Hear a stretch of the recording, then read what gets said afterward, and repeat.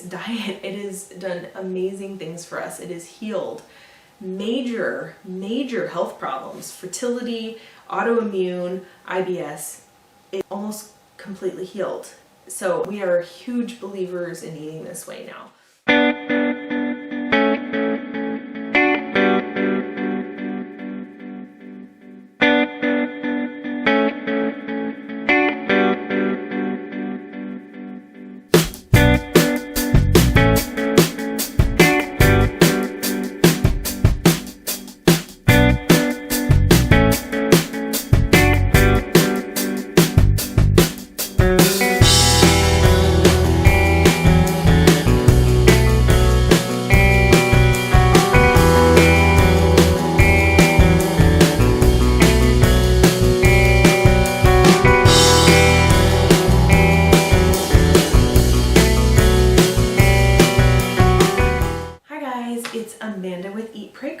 And welcome to my channel.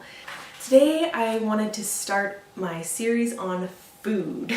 I know there are so many YouTube channels people talk about food and cooking and that kind of thing, but on this channel there's a little bit of a twist to how I'm going to talk about food. The reason I am so passionate about food is because we have found a way of eating that has totally changed our lives. And this is what I mean when I say that. First of all, if you have not watched our Infertility series, I recommend that you check that out. I'll have that link down below. In a nutshell, we had a history of severe male factor infertility. And we tried getting pregnant for 1.5 years to no avail. And long story short, we had my husband Bill tested, and his sperm count was basically so low that they told us that we basically only had like a 1% chance of getting pregnant naturally. And at the time they told us that basically it was just something he was born with, and that it's something that probably wouldn't change, and that we were going to have to do IVF with ICSI. If you don't know what all that means, be sure to check out the whole infertility story below where I explain all that stuff. But basically, you know, it was pretty devastating for us, and we weren't sure if we were going to be able to have kids. And, you know, we ended up going through the whole IVF process, and it failed. And miraculously, we got pregnant with our son naturally, and all we can chalk it up to is that that was a total miraculous God thing. So anyway, the reason that I am so passionate about diet is because we discovered a way of eating that completely turned all that around. Let me tell you exactly by the numbers what I mean by we completely turned it around. When we first had Bill's sperm count tested, it was 0.6 million, and that is crazy low. The very minimum for normal is 10 million, and he was 0.6. The minimum is 10 million. So, I mean, we're talking crazy low. And after we did acupuncture for a while, and took various supplements and whatnot, it did end up improving. It, in the matter of 3-4 months, something like that, it ended up going from 0.6 to 7.5. So it was definitely an improvement, but still pretty terrible. Since remember, the minimum, bare minimum is 10. From that point on, fast forward a couple years, and we had decided we did want to have another child. And we didn't know how that was going to happen. And basically, when our son was 9 months old, we decided now is an okay time for us to start trying, because if it's going to take us another 18 months, if we're going to have to go through IVF again, we might as well get going now. And so when our son was 9 months, we figured he would, if it miraculously happened again, which we had zero hopes of that happening, but if it happened right away, our son would at least be 18 months when our next one was born. So that was like the minimum that we wanted him to be. So we thought that we would get started. And so guess what? On the very first try, we got pregnant. We could not believe it. We could not believe it after all of the struggles that we had gone through with infertility. and just the miracle of us getting pregnant with our son. Like, after all of that, we had very low expectations. We weren't even sure if we would be able to have another child, and we were perfectly happy. We felt totally blessed to at least have our son, and we just had the attitude, if he's the only one we get, we are satisfied with that.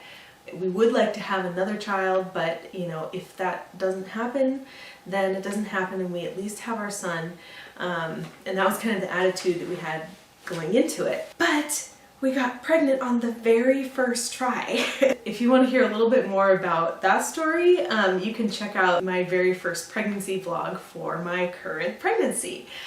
So check that out. I'll have that linked down below as well. I go into a lot more detail about that. Anyway, so we were shocked, given that the last time we had Bill tested, his sperm count was 7.5 million, which was still a very low chance that we could get pregnant naturally. We were pretty much planning on, trying, and if for 6 months or so, and if it didn't happen, then we were going to use our frozen embryos that we had left over, and we were thinking it was pretty likely that we were going to have to do that, but no. And so we were shocked, and so we went, since we got pregnant right away, we were like, oh my God, something must have changed. And so we went to have Bill tested again.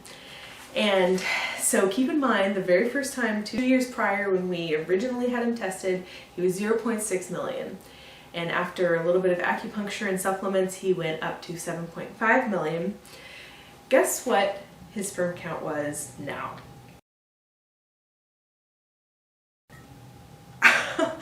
And that's normal. That's totally normal. And even, the other aspects like the morphology and the motility, that kind of thing, were really low before. All of those were normal. We were shocked. The only thing that was still a little off was the morphology. That was still a little low, but not too bad. Everything else was completely normal. And this was a huge shock to us after what we had gone through and been told that this is probably something that we would probably just have to struggle with for the rest of our reproductive lives, thinking that it was just a permanent problem that wasn't going to change. We were wrong. So basically what it came down to was, we're like, what changed? What are we doing differently? Why did it improve so much and become totally, completely normal? And the only thing we had changed drastically was our diet. After seeing those results and those hard numbers that had changed that dramatically, we became total believers in this way of eating. So aside from our fertility, I probably have never mentioned before, but I also, for the past decade, I struggled with IBS, which is Irritable Bowel Syndrome. It really started, I think it's something that I've struggled with my whole life to a low-level degree, but I didn't quite realize it. I always had trouble as a kid with bloating and gas and that kind of thing. And always having a distended belly. But I didn't really think much of it as a kid. I just lived with it. It wasn't bad enough for me to think much of it. But I went through some very stressful events when I was in college and after college, and that really triggered my IBS to set off really bad. And during that time, I was diagnosed with food allergies. Or food sensitivities by a naturopath, where they do a blood test for all these different foods to see if you have antibodies to them. This particular type of antibody, I think it's like the IgG or something like that. And I think the I can't remember, this has been a long time since I thought about this, but it's like the IgA is like the kind of antibody that causes anaphylaxis, but the IgG just causes more of an inflammatory response in the body. So that's what they were looking at with me. And they basically diagnosed me with being allergic to gluten, soy, dairy, and eggs, and then to a lesser extent, legumes and peanuts. and nuts too. So I mean, that's like everything, right? And back at the time when it was really bad, working with this specialized naturopath, I eliminated all of those things from my diet, and it did help my symptoms significantly. I lost a lot of weight. My symptoms significantly got better when I removed those things from my diet. But what I didn't realize is I was actually pretty malnourished during that time. You know, I was eating meats and stuff, which was good. But, you know, I wasn't eating gluten. Like, there was not much left that I could eat. And so it was very simple, like rice products. I was eating meat and vegetables, so that was good. But I almost got to a point where I was like too skinny because eating that way, just thinking back on it, like my body was not well nourished. And during that time I actually developed an autoimmune problem as well, a very rare, strange autoimmune problem. And what it's called is Lichen Planus. And I know that sounds like it's some sort of strange fungal thing, but no, it's an autoimmune problem. And it was in my nails, of all places. It showed up in my fingertips and in my nails and in my toenails. It actually showed up in my toenails first. And I actually started losing my toenails. They started disintegrating. And I was working with a dermatologist, and you know, at the time I was like, there must be some sort of like diet change, or, you know, something that I could do to help stop my nails from falling out. And then it started happening in my fingernails once most of my toenails had fallen out. It was really getting bad. And I ended up having to go to the university near our house where they had a nail specialist. I didn't even know such a thing existed, but it's a branch of dermatology, and they ended up having to do a biopsy on my finger. I will forever have a little scar right down the middle of this fingernail because they took a biopsy of it, and they diagnosed it for sure with this Lichen Planus of the nails. And to treat it, it was so bad that I had to be treated with aggressive steroids. They put me on the drug Prednisone, and this is an incredibly potent drug that they don't prescribe to people unless it is a serious problem. And because it can totally mess with your body. It's a steroid, it's a hormone. It can, you know, it caused me to have these horrible breakouts. It would, you know, make me moody, and I guess it can also affect some of your organs because they basically just aggressively treat it and then stop it because this drug is so intense that it will be destructive to the rest of your body if you do it long term. So they had me on that drug first, and then they had me on, I can't remember the name of the other one, but it was basically a drug that they give to patients that are having some sort of organ transplant, and it's like an anti-rejection drug. So I had to have like this series of these two crazy potent drugs, and I really didn't want to do it. And you know, before I went down that route, I had researched everything natural that I could possibly do, and to no avail. Nothing was working. And so I decided to go ahead with it because I was losing all of my nails. I didn't want to lose all my nails. And so I did it, and thankfully it actually did stop the process from getting worse. It didn't help my nails grow back, but it at least stopped them from degrading even further. So I mean, I was definitely thankful for Western medicine that I hate taking drugs if I don't have to. I really hate taking them. But it was kind of a really last resort because otherwise I was going to have no fingernails and no toenails. That ended up stopping the process in its acute phase, basically. And then after that, they just gave me like a topical thing. Just whenever it flared, they would have me do this topical thing. But all during that time, I mean, even though the worst of it was over, I had lost a lot of my nails. Thankfully, like, my toenails were first, and I still had most of my fingernails, with the exception of this one had disintegrated quite a bit. So for a couple years, I just kind of went by that way, and you know, it was kind of a mourning process for me that I lost my nails. I mean, I know there are things that are so way worse to lose than your finger and toenails, but like to this day, like I still can't go around in sandals. I can't wear flip-flops, like, because I don't want people to see my toes. They're not that great looking. Anyway, so that's backstory. So fast forwarding again, not only did our infertility problem basically go away after eating this diet, my IBS symptoms completely disappeared after changing this diet. I kid you not. My IBS symptoms were completely gone after this. It was amazing. And I had tried, I had tried my elimination diet before, but I realized how malnourished I was on that diet, even though a lot of my symptoms went away. I then had developed this autoimmune problem, and I just had a lot of inflammation going on in my body, even though I wasn't having the acute gastrointestinal problems anymore. I really feel like this diet started nourishing me again, and it really healed my gut. And so, that was just another completely miraculous thing. I had struggled with IBS for severe IBS for close to a decade. And this was the only thing that completely turned it around. I don't suffer from that anymore unless I go back to, eating some of the things I used to eat.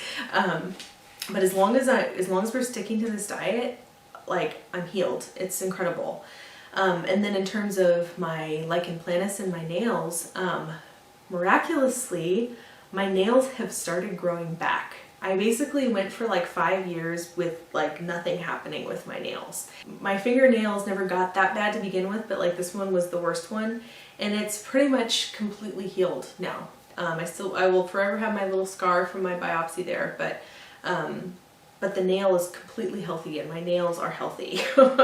And my toenails, since they were so much worse than my fingernails, I don't know if they will ever be completely normal again, but I have had 2 of the nails almost completely grow back now. And I never thought that was going to happen. I had just resigned to the idea that this is just what I'm going to have to live with for the rest of my life. But I've had 2 of them grow back already. So I'm just hoping that the others do as well over time. We'll see what happens, but I tell you, this diet, it has done amazing things for us. It has healed major health problems, fertility, autoimmune, IBS, almost completely healed. So we are huge believers in eating this way now. So let me go back a little bit to why we started eating that way in the first place. So first of all, I remember one time I was getting together with one of my old friends, and she's a mom of a couple kids now too, and we were talking about food, and she said that she had started changing the way that she was feeding her family, and she had heard about this diet called the traditional diet. She started telling me some of the ideas behind it, and honestly I was pretty skeptical when I first heard it. The first thing that we talked about was fats, and she was saying, our culture has been telling us for the last 30 years that fat is bad. And what she had been reading is that that is not true. Now, granted, some fats are bad, and I'll go into detail about that later. But this notion that everything should be low fat, non-fat, that is a problem. And I scoffed at this idea at first. But then I kind of started, the more I thought about it, I was like, maybe there's something to this.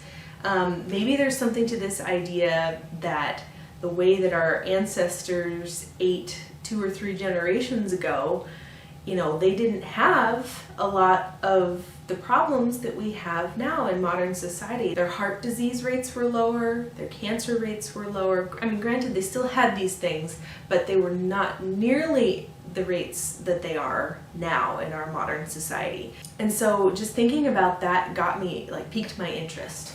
And so I decided to do a little bit more research into it myself. And this is about the time that I started watching Mama Natural videos, actually.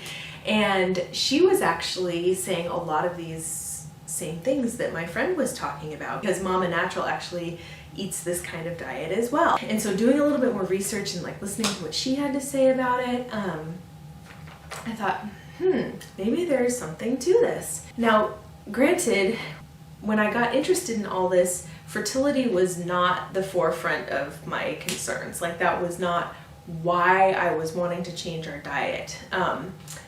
what really was getting me going was actually that our son Alex was starting to be old enough to eat solid foods, and I was thinking, I really want to do this right. I'm a first-time mom. Like, I really want to nourish my child the best way I possibly can. And that's a powerful motivation. And so that really fueled my research as well. And that's exactly what I did. I just started researching the heck out of this diet and just learning more about the reasons behind it and if it seemed legit and all of that. So let me just give you a quick overview of what a traditional diet is and the whole idea behind it and how this movement started. It's basically, if you've heard about the real food movement, this is kind of the whole idea fueling the real food movement right now. So let's do a quick overview. The person that really got this movement going was a dentist named Weston A. Price. And he was a dentist in the 30s, I believe, and he had a practice in the United States, and he had patients asking him, what's the best diet that we can eat for our teeth? And he hadn't really thought about that before. He hadn't really thought about the correlation between the food that we eat and our dental health. This whole idea was really intriguing to him, and he really wanted to know. He became very passionate about it, and so he actually quit his job and decided to begin a huge research project. And basically what he did was he went around to dozens of indigenous cultures around the world that were basically untouched by Western civilization, Western diets. And basically what he did was he looked at the teeth of these indigenous people and the foods that they were eating, and he just recorded all of his observations. And he did this for many cultures. He went all over the world for many years doing this.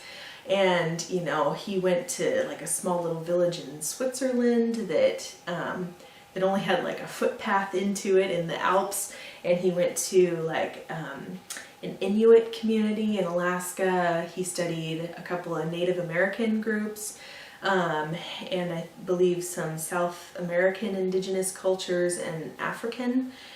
So he was like all over the world, and he found some very interesting findings. What he was noticing was that all of these people, even though their diets varied quite a bit, they had some common themes in their diets that were the same, even though like the actual foods were very different all over the world. The types of foods and like the kinds of nutrients that were in the foods, there were very consistent findings in all of these cultures. It's very interesting.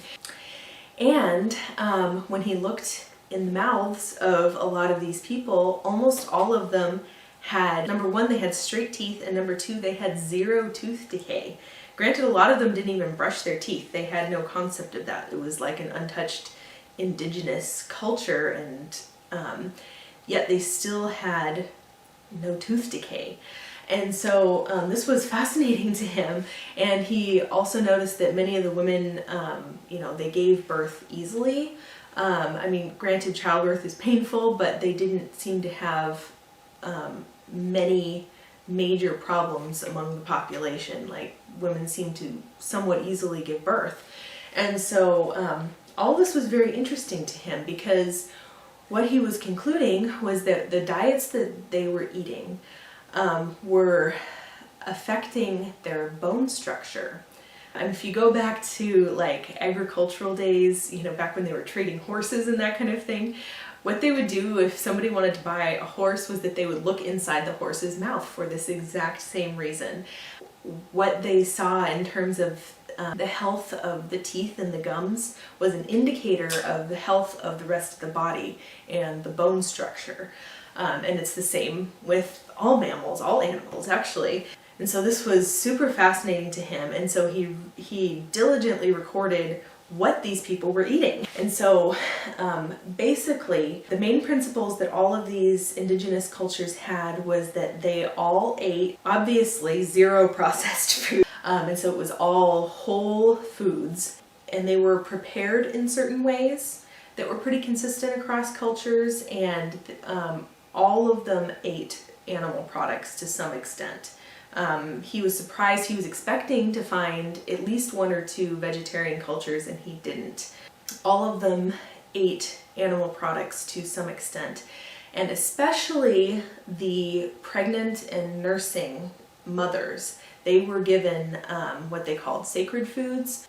They were animal foods that had the most concentrated nutrients of all the food, which is fascinating because what a woman is eating while she's pregnant totally affects the building blocks of her baby and the health of the bones of the baby that's growing, the baby's brain and heart health, all of that. As a child is forming in utero, it's a critical time because you know, these are the tissues that are forming for life, and if they are healthy as they are being formed, they are more likely to be healthy throughout life. So anyway, that's the whole background behind this whole idea, was this dentist named Weston A. Price. So there is basically now a whole foundation called the Weston A. Price Foundation now that promotes eating real food now, that's kind of fueling this whole movement. And so basically what they are promoting is taking these principles